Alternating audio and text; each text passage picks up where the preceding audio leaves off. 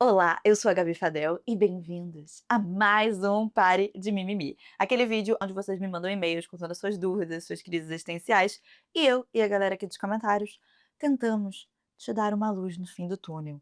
Antes de a gente começar o vídeo, não se esquece de já curtir se você gosta aqui do Pare de Mimimi e se inscreve no canal se você não for inscrito ainda. E se você quer participar do Pare de Mimimi, manda um e-mail para mimimi@gabifadel.com. Então vamos para o primeiro e-mail. Oi, Gabi, espero que esteja bem. Eu sou uma mulher cis, bissexual e namoro um homem cis, hétero, tem 7 anos. Como acontece normalmente com um casal, a relação esfriou com o passar dos anos e hoje não transamos mais como antes. Não sinto que isso seja um problema para mim e nem para ele. Sempre conversamos bastante sobre tudo, inclusive masturbação, e às vezes sobre pornografia, casualmente. Recentemente, o enteado da minha mãe foi pego assistindo hentai no celular, casos de família. E eu comentei a situação com meu namorado dando risada, mas vi que não só ele não riu, como ele ficou tenso. Guardei a situação na mente, mas eu não me importei muito.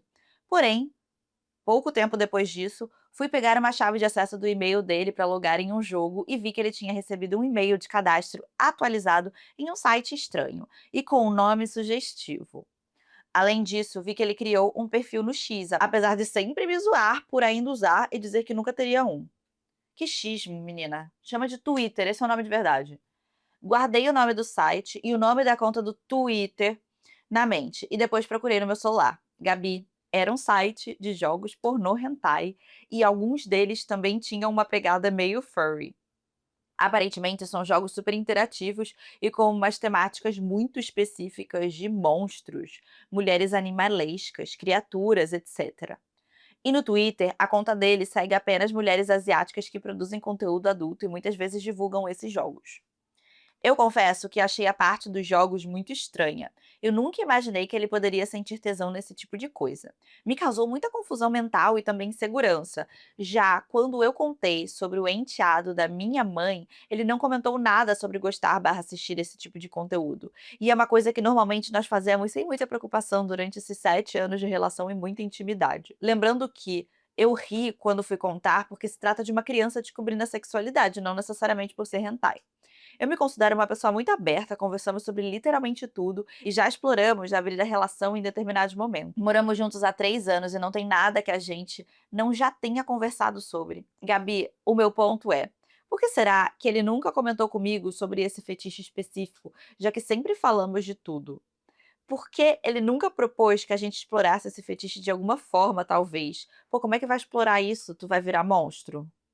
É complicado. Por que que nunca me contou que criou uma conta no X, já que sempre me zoou por isso, falando que nunca teria uma? E aparentemente ele usa essa conta apenas para ver conteúdo adulto e visitar o perfil de uma mulher que ele conhece desde o ensino médio, asiática com quem ele já ficou, kkk. Depois de todo esse mimimi, o que eu gostaria de saber é se é normal eu estranhar esse fetiche que pra mim é tão diferente. Lembrando que eu não questionei ele sobre isso e nem pretendo. Eu só queria saber se é normal estranhar. Porque, de certa forma, eu tive um certo distanciamento dele logo depois de descobrir. Além disso, eu não sei se deveria me preocupar com o fato dele consumir muita pornografia e ter me escondido algumas coisas que, por padrão da nossa relação, com certeza seriam faladas sem problema.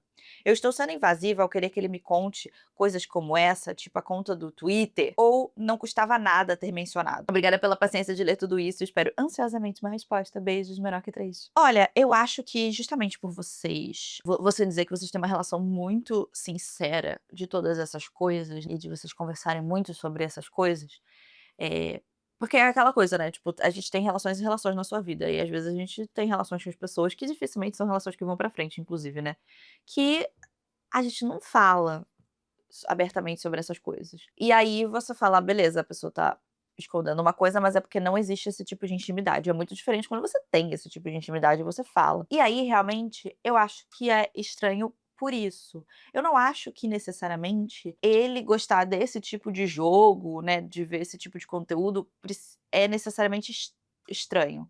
Tipo assim, eu sei que num primeiro momento é esquisito. Mas essas coisas elas funcionam no nosso cérebro de jeitos muito, diferentes, ainda mais que é uma coisa tão específica e real, sabe. É alguma coisa aí do cérebro dele que poderia ser trabalhado, que poderia ser conversado sobre, Mas assim, eu não acho que você precisa ficar apavorada dele gostar disso, sabe. Eu não sinceramente eu não acho. Porque não é como se fosse uma coisa perigosa, nem nada disso, sabe. Nem necessariamente uma coisa errada. É uma coisa completamente fantasiosa da cabeça dele. Mas eu acho que, pô, se você fala que vocês falam sobre tudo e ele não contou, talvez ele esteja com vergonha. Sinceramente, essa é a primeira coisa que vem na minha cabeça, sabe. Talvez ele ache que é estranho. E talvez ele sinta vergonha do que é. E assim, eu acho que tem certas coisas na nossa vida, enquanto a gente tá em relações, que elas às vezes merecem ser ditas, porque é melhor você trazer isso pra superfície, tá, e ter uma conversa sobre isso, do que ficar com esse negócio martelando na sua cabeça. Porque eu acho que você não vai conseguir desligar disso tão cedo. Eu não acho que você vai conseguir superar isso tão fácil, se você não falar pra ele que você sabe e que não tem problema de falar. Eu não acho que isso é uma coisa que dá pra vocês explorarem, sinceramente, tá. Justamente porque você falou que é uma coisa que é tão, tipo, irreal. Vai fazer o quê, fia? Mas também não acho que é um grande absurdo, tá. Mas eu acho que se é uma coisa que te incomoda, ela merece ser dita. Porque senão agora vão ser 2 guardando um segredo, entendeu. Já te incomodou que ele guardou esse primeiro segredo, aí agora você vai guardar o segredo e a pessoa sabe o segredo. Tá parecendo aquele episódio de Friends, sabe. Ai, me senti a pessoa mais millennial falando: "Ai, episódio de Friends". Não tem um episódio assim que é, tipo: "Ai, ele não sabe que você sabe que você sabe", porque enfim, porque o Chandler e a Mônica estão, juntos, enfim, minha mente agora. Eu acho que isso merece ser dito, mas eu entrei no meio dele, blá blá blá blá e tal. Tá bom, paciência, aí você pede desculpa. Mas eu acho que tem certas coisas que elas merecem ser conversadas, tipo, senão a gente não supera as coisas. Falar logo, não precisa ter com vergonha, eu queria entender melhor e tal. Fiquei meio assim de você esconder de mim, porque eu não entendi, porque a gente nunca esconde essas coisas, sabe. O que que é se você tá com vergonha, né, o que que é pra você, como é que isso funciona. Porque daí eu acho que a gente resolve as coisas quando a gente fala. Eu sei que são conversas que são super difíceis de ter, mas, pô, daí você vai ficar martelando isso na sua cabeça agora, entendeu? Até quando vai ficar martelando isso na sua cabeça? Mas quero dizer aqui que é esquisitinho, é um pouco esquisitinho, mas todo mundo é um pouco esquisitinho em alguma área, sabe. Eu não acho que é um grande problema não, tá, o rolê dele. É só peculiar, é só um pouco peculiar. Oi Gabi, tudo bem? O meu mimimi é o seguinte, eu sou uma mulher e estou no meu primeiro relacionamento sério e com um homem. Antes disso, eu só havia me envolvido com mulheres, mas nunca namoro. Ele é 5 anos mais velho que eu e já estamos juntos há 1 ano. Então, no último domingo, ele estava na minha casa e estávamos conversando normalmente, quando chegou no assunto casamento e ter uma vida futura juntos. Foi nesse momento que ele me disse que não quer ter um casamento monogâmico, que durante o namoro pra ele monogamia é tranquilo, mas que ele não imagina o casamento sendo monogâmico. Gabi, foi um choque pra mim. Sempre me vi como uma pessoa monogâmica e nunca pensei muito fora disso. Chorei muito e ainda estou magoada. Ele diz que é possível ter uma relação romântica, emocional com uma pessoa, no caso, a parceira, e ter também uma relação objeto com outras pessoas ao mesmo tempo. Achei muito problemático ele se referir assim às outras relações, mas beleza. No caso, seria algo mais ou menos como um sexo casual. Porém, isso pra mim só soa como se a relação romântica e emocional OBS, essa relação romântica e emocional também envolve a relação sexual não fosse o suficiente. Sei que posso estar falando asneira, mas ainda não consegui me informar muito sobre o assunto. Eu peço perdão se eu falei alguma bobagem, eu não sei como reagir, Gabi. Não estou nem pedindo um conselho, apenas precisava desabafar. Agora eu preciso pensar sobre e ver se eu consigo me ver tendo uma relação não monogâmica. Caso eu não consiga, a única solução será terminar com ele. Beijos, beijos, obrigada pela atenção. Eu acho engraçado isso, né? Porque assim, uma coisa que essa moda da gente ter mais relações abertas, porque no caso o que ele tá descrevendo não é uma relação não monogâmica, é uma relação aberta. Não monogamia é quando você se envolve com outras pessoas. Alguém me corrija se eu estiver errada, tá, mas todas as pessoas que eu conheço que são não monogâmicas têm vários parceiros, desenvolvem relações com essas outras pessoas, como se tivesse vários namorados, sabe. E pessoas que têm relações abertas realmente saem, ficam com pessoas, mas nunca têm um envolvimento. Eu achei algumas coisas problemáticas, como ele falar que é uma relação objeto, porque essas outras pessoas que ele vai se envolver e ter alguma relação, por mais que seja superficial e casual, ainda assim é uma relação, gente. Assim, as pessoas que você sai, que você por mais que vai ali ter uma relação sexual, vai ser casual, você tem que ter um mínimo de envolvimento, as pessoas não são realmente bonecas infláveis, sabe. E aí achar que as outras pessoas vão servir como bonecas infláveis é, tipo, é não levar em consideração a outra pessoa. E aí é em objetificar, eu imagino que ele seja hétero, é completamente objetificar outras mulheres a ponto de falar objeto. E desculpa, mulher nenhuma é objeto, sabe? De colocar você como uma pessoa, essas outras mulheres como objetos, achei ridículo da parte dele, tá? Achei bem problemático. Mas assim, eu acho que hoje em dia da gente ter mais essa conversa sobre relações abertas, não monogamia, etcétera, eu acho que faz com que a gente fique um pouco mais sincero em relação à nossa sexualidade, sabe, porque antigamente as pessoas não falavam sobre isso, elas simplesmente traíam e foda-se. Então pelo menos eu acho que ele já tá te dizendo aqui, eu acho que em algum momento eu vou sentir falta disso. Achei minimamente sincero, sabe. Uma hora vai ficar meio chato e eu vou querer ter outras aventuras fora de uma mesma pessoa depois de muitos anos. Sincero da parte dele, sabe, de chegar e te falar isso. E aí agora, minha filha, é você, realmente é você parar e pensar do que você quer. Eu achei que ele foi sincero de falar agora isso pra você, tipo: "Ah, agora tá de boa, uma hora não vai estar mais". Porque eu acho que quando chegar um momento em que ele estivesse pensando sobre isso, sentindo necessidade e tal, ele vai chegar e vai te falar. Eu acho que, tipo, é que eu já cheguei numa fase da minha vida que eu acho que se a nossa relação não é o suficiente, pô, gente, não é desse jeito, sabe. É que as pessoas, seres humanos, querem viver outras coisas, se sentem entediados. É melhor do que trair, né. Tipo, você ter uma conversa dessa, de chegar e falar pra pessoa essas coisas, é uma opção muito melhor. E aí, assim, eu também não acho que a garantia, por exemplo, você tá com uma pessoa que é monogâmica e tá te dizendo que vai ser monogâmica pelo resto da vida, e um dia essa pessoa pode mudar de ideia ainda, sabe. Então, assim, eh, tudo na vida quando a gente se relaciona com uma outra pessoa, é a gente se colocar numa posição de vulnerabilidade, sabe. Então agora você sabe qual é a vulnerabilidade que você tá se colocando. É que uma hora ele pode querer abrir esse relacionamento. O que que você quer fazer? Você quer continuar nisso? Apesar de saber que isso tá na mesa?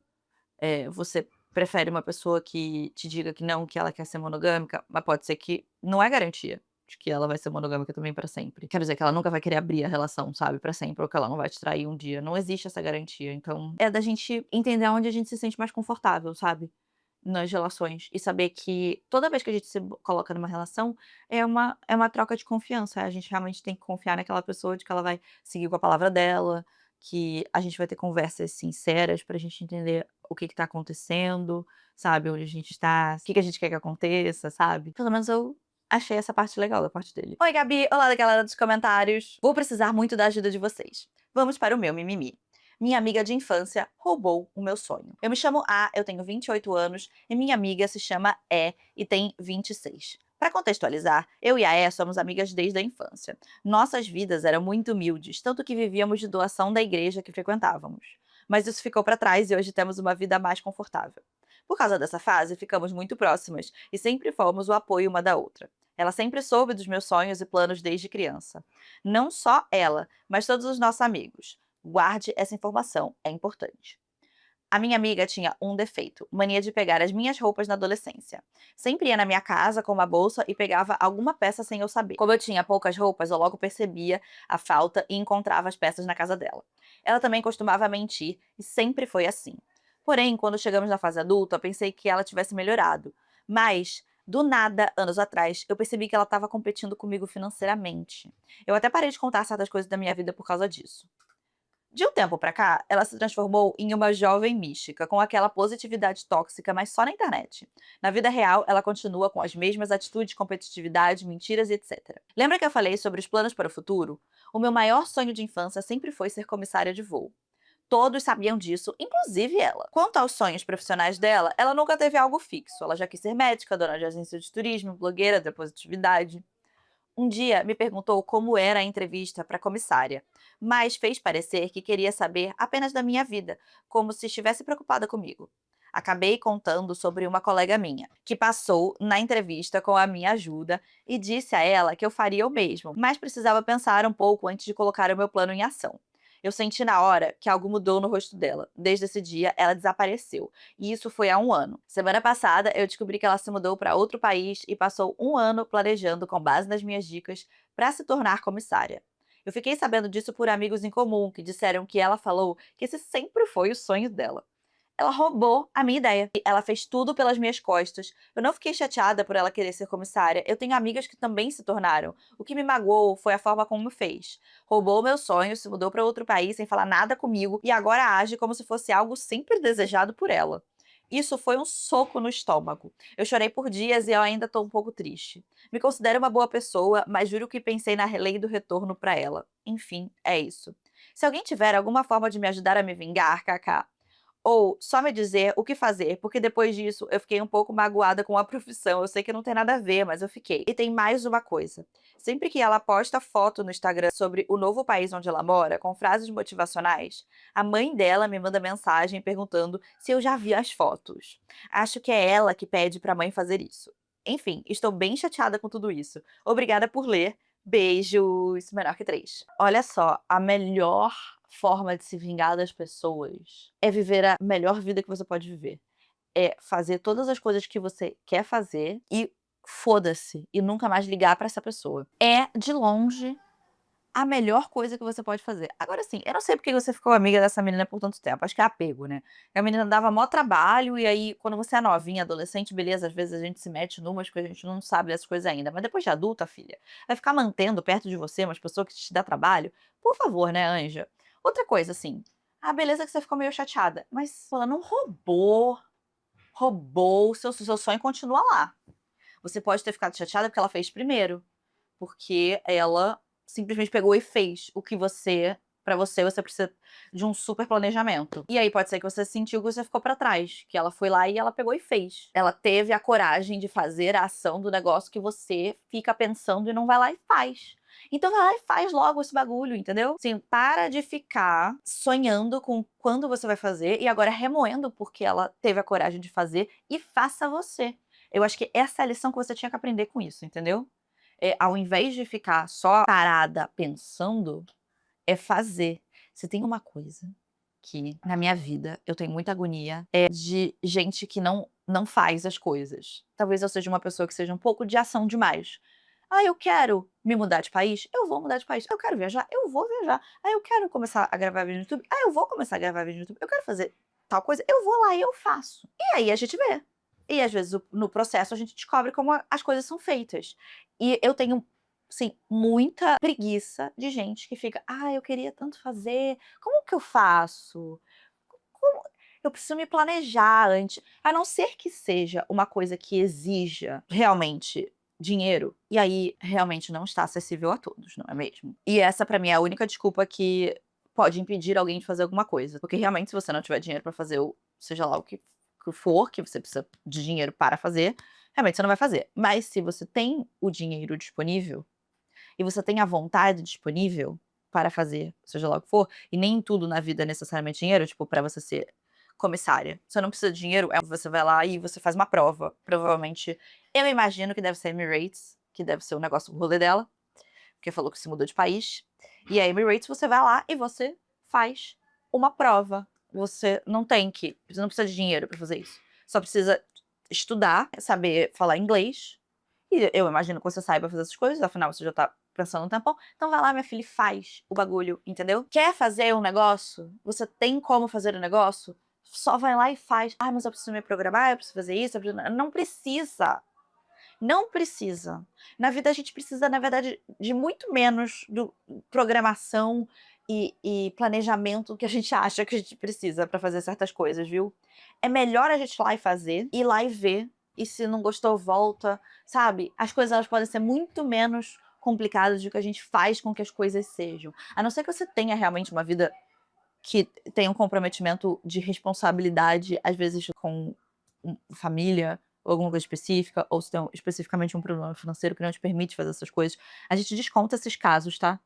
Eu falo de quando você quer fazer uma coisa, você tem meios de fazer a coisa, e você não vai lá e faz essa coisa. Faz, minha filha. Viva o seu sonho e sua melhor vida, e quando você estiver finalmente vivendo o que você quer viver, você vai parar de ficar remoendo uma menina que foda-se, nem está na sua vida e que se dane, só tá remoendo isso porque não foi lá e fez. Então vai lá e faz. Se você gostou do vídeo, não se esquece de curtir, se inscreve no canal caso você não seja inscrito ainda e vire um lindo e mágico unicórnio muito bem resolvido, e eu vejo vocês no próximo vídeo.